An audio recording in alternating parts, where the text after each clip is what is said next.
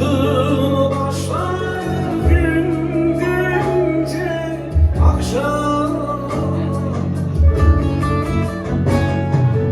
Aklım başımdan gidiyor sen gidince aklıma.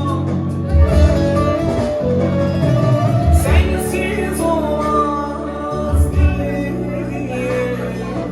akşam oluyor bu şehirde.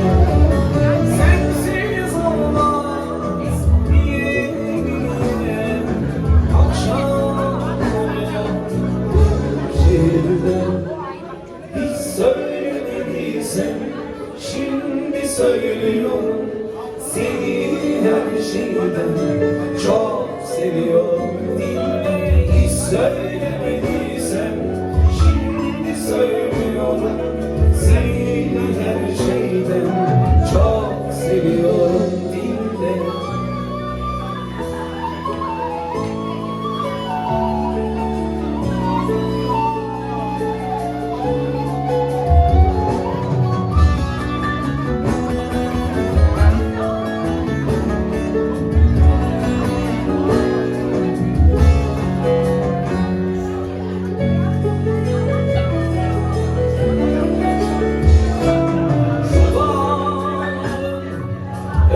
Ötesinde bir yol var ki sana gelir. Şu bedenim yaparsa da bir tek senin sevdan kalır. Aşıklar ölmez diye akşam oluyor bu şehirde. Sevdalar ölmez diye akşam oluyor bu şehirde.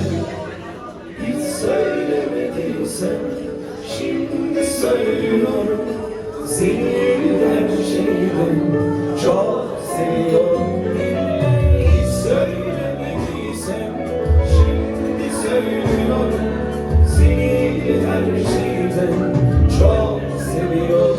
Dinle, hiç söylemediysem şimdi söylüyorum.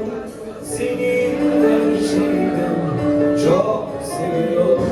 Dinle, hiç söylemediysem şimdi söylüyorum.